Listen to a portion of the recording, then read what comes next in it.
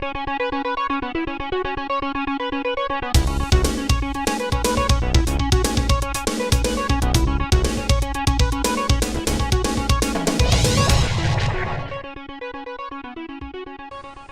to an extended edition of Financial Profiles. We've been following the North American nickel story for most of this year. The company's shares came to life on volume in response to NAN's August 23rd news release. We've reached Rick Mark, Chairman and CEO. Rick, what's all the excitement about? Well, Blake, Friday we had an exciting event as evidenced by the market trading. It was nice to see North American Nickel trade over 4 million shares on Friday. Let me just give you the headline so I'm specific about exactly what happened. We were able to say that we had intersected significant near solid to solid sulfide mineralization at our nickel project called Manitsoq in southwest Greenland. Further, we averaged approximately 40 to 45% total sulfides, including numerous sections containing 65 to 80% solid sulfides. We then put the pictures of the core in the news release on the website, and we felt that it was appropriate with that sort of sulfide intensity to let the market know, and the market reacted very positively. It's a situation where the drillers can see it. I pointed out in our blast that one of our drillers said this is one of the few times in my life I've seen core like this. And so that kind of news can translate quickly, and we took upon ourselves to halt the stock, make sure that the regulatory agencies were involved, and we were able to put a news release out before market on Friday morning. So it was a very exciting day for all of our shareholders. It was great to see the stock trade as high as 37 cents. It settled back down. It's Monday today. It's trading again a couple million more shares back over 30 cents. So we'll see where the market wants to take it. But as I pointed out in my conversations to people on Friday, our drilling continues, and we are very hopeful we're going to have more good news for our shareholders. The company expects to drill on the property for a number of weeks to come. When can we expect to see assay results? We are drilling still at Imiak, and we are testing other targets. If we do get solid sulfide intersections, I think we've now established that it's important to let the market know that. And then I think assays will come. The assays for the hole that we released on Friday, likely 6 or 7 weeks from now, so that would probably be early October. We will have some assay results ahead of that. So we expect that we'll have news for our shareholders throughout September and into October, and of course beyond as these last holes get assayed right through to the end of October. It's going to be a very busy and exciting time for our shareholders, I think. Once we see assay results in, then we may see more institutional investors step in where they've been holding back on only visual assessment. Is that an accurate picture, Rick? Yeah, it's interesting. We have this experience from 2007 with VMS Ventures. And VMS, by the way, if you want a safer way to play North American Nickel, VMS owns 27.5% of North American Nickel and has the Reed copper deposit coming on stream fourth quarter this year. And it was that copper deposit that taught us this, if you like. We announced visuals. The picture was pretty spectacular with the copper core we had. The stock traded beautifully. But when we finally announced the assays, the stock traded incredible volume. And I do believe it was partly because the more senior analysts and that institutional money really can't risk it. Even though in nickel we look at that solid sulfide percentages, we multiply it by the nickel tenor of the belt, which is about 6 to 8%, and they do calculations which I think gives them some confidence that we're looking at pretty good grade. But they're going to wait until they see those assays. And the assays are nice because there's a lot of things you can't see in the core. So we're thinking the assays are going to surprise to the upside, and we'd love to see the stock again sort of respond to that, if you like, because now certainty is in the hands of the investor and they can decide how much that's worth. So how do the numbers we're seeing at Manitsoq compare historically to other large finds? Well, it's again, I'm not really at liberty to talk grade, but I think what's interesting to me is that we see open pit nickel mines at 0.6% nickel. We announced holes last year beside Imiak, disseminated at Spotty Hill 1,000 meters away, that ran between 1 and 1.2% nickel equivalent. So we've already seen, what, in my estimation, what we could argue are mineable grades. Now that's a dangerous term again because there's all sorts of cost factors and so on, but enough to get, let's put it this way, enough to get the nickel analysts' attention. And interestingly, Imiak Hill had a hole drilled in the 1960s that had 2.7% nickel for 9 meters, and it was about 120 meters down. And that hole is right around the area where we're making all these nice intersections right now. And that was why Cominco and Falconbridge came over and looked at Minitsoq in 1999-2000 after Voisey's Bay.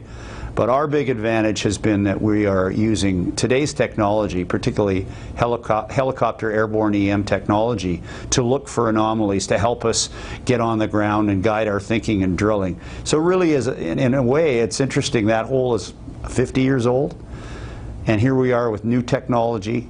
We also drill a hole now, Blake. It goes down the hole, we put a probe down, and we can see around and below the hole, and that guides the next hole. Tremendous advantage. If you can imagine a two-man team drilling really with these small winky drills and getting core and really not having any idea what's around it. And so we're taking advantage of an old discovery, some new thinking and some new technology, and of course it's very exciting. In fairly recent history, you've had some significant institutional interest in North American nickel. Could you remind us of the details of that, please? Well, I think it's a pretty clear and simple response. It's not a series of institutions. It's one fund called the Sentient Group. Now, the Sentient Group fourth fund was a $1 billion fund. They are the investors in North American Nickel. They came in 2012 with about $3.4 million to own about 25% of the company. They've just invested again somewhere around another $3 million and now own 30% of the company. They are smart guys, Australian-based but worldwide really in their scope. I think they have about 39 investments. And as I say to people, a $1 billion fund isn't investing $6 million to get a double. They came because they saw the scope of the opportunity. Minitsoq is 75 kilometers long. The nickel tenor is the same. It's good nickel tenor at 6 to 8% across the entire belt. Falconbridge was kind enough to study the drilling of that small company for 10 years to tell us that across the 75 kilometers we're seeing that kind of tenor, which tells nickel people that it may have been one very large event eons ago that created these nickel showings, let's call them. So Sentient said, gosh, the airborne looks great. There's now over 100 anomalies. This is the kind of shot we think makes sense. It may not just be a nickel mine, it may be a nickel camp. And I can say this, they are tremendous and they are helpful. One of their team is on our board. We are in touch with them on a regular basis, and we like the fact they're there because that means predators can stay away. If we are fortunate enough to have success here on a camp scale, the big guys from all over the world are going to be looking hard at this kind of success. And with a partner as strong as Sentient, if we decide at some point it's time to turn over the project way down the line, Sentient will help us make sure that we'll do that at exactly the right time for our shareholders.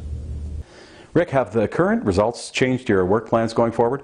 No, I think just to make clear, we have a limited time here. We'll be on the ground for the next 2 or 3 weeks. We'll have taken our drilling. We planned 3,000 meters. I think we're going to end up somewhere around 4,000 meters, so that's good. We had a contingency built in, but weather starts to set in, and there's a lot of work to be done in the off season. The guys working our program, led by Chief Geologist Jim Pattison, who spent 20 years with Falconbridge, as he says, looking for nickel deposits all over the world. The experience they bring to the table has really been helpful, pointing the drill, but on sort of stepping back and saying we've got 75 kilometers to explore here. What should we be testing when? Obviously, these nice intersections at Imiak are delightful for everyone, but we're looking for more, and so we'll be testing around and away from Imiak before we close the drill program later in September. So what's the total property holding in Greenland? Again, it's 75 kilometers long, and it holds what's called the Greenland Norite Belt, a recognized rock package that's nickeliferous, as they say. We own 100% of it. At the time, it was the largest license that Greenland had ever granted. And so investors are getting a tremendous access to what could be the next nickel sulfide camp. And as I mentioned earlier, you can play it more safely if you like, or more conservatively by owning VMS. And it was really nice, Blake, to see VMS Ventures trade 2.5 million shares on Friday. That tells me the market's beginning to see that Manitsoq asset in North American Nickel is worth something. So we're delighted with both stocks getting that kind of attention. North American Nickel plans to be proactive informing investors over the next few months with roadshows and conference presence on the schedule. Is that right? Well, interestingly, here we are Monday after a great news release on Friday, and we're beginning to look again at all of the mining investment conferences that will be held this fall. I've asked our Sentient representative and our chief geologist and our chief operating officers to look at their calendars for the next 3 months, because I think we're going to have a story to tell. Gilbert and Sentient have taken us into London. We'll be going back into the London offices, Toronto, of course, New York, Vancouver. So it's going to be a very busy fall, and everybody's calendars are going to have to get coordinated, because I think we'll be doing some traveling. But it's important shareholders know that. This is a story to tell worldwide, and that's what we intend to do. For Financial Profiles, thanks for watching.